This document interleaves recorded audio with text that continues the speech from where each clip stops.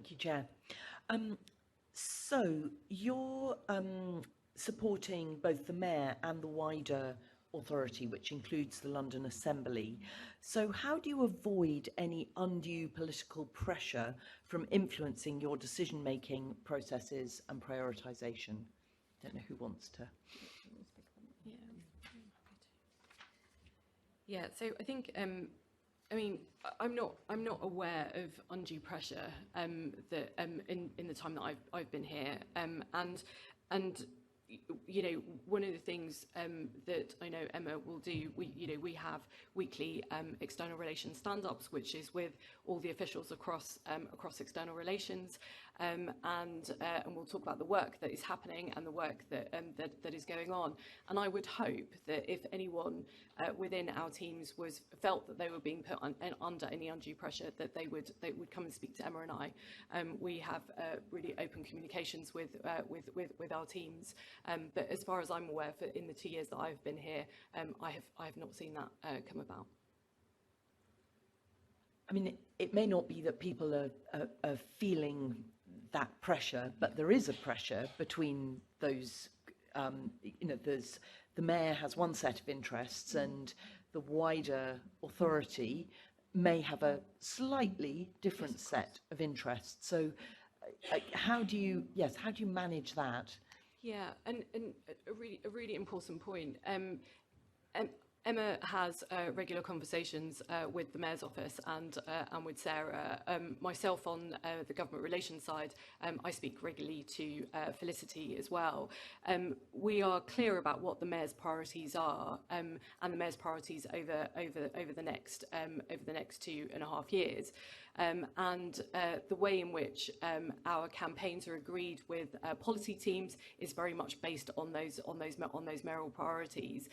We have to ensure that the money that we have, and you know, it is a finite amount of money, that is clearly prioritised, and that's clearly prioritised with the Mayor's office.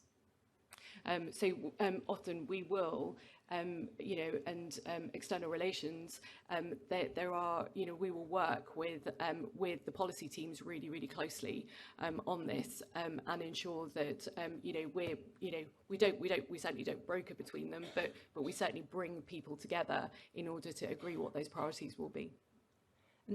Just to add on to that, I think there's, you know, we do face challenges at times. Often they're about timings and pressures and workloads, as opposed to I can't think, as I've been listening and thinking, I can't think of any particular political challenges that have really come up that in the time I've been doing this role. But I would just add that also, I mean, I work quite closely also with Alison Bell in the Assembly team as well. So there are projects that we collaborate on from the events perspective.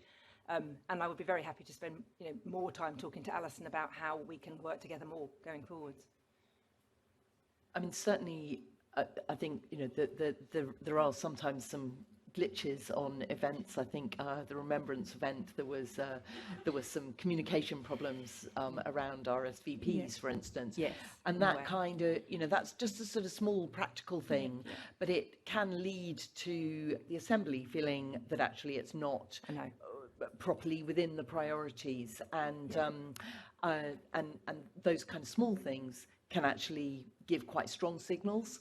So it is important to get those things right. I agree, and I've taken some steps, because I think there's been a number of unfortunate, accidental, small issues that is not how we should operate, and I find it personally upsetting, because I know the teams work really hard, and when these small things go wrong, it's an accident, but it does cause bigger ripples, and I'm very keen that we don't make those small errors going forwards.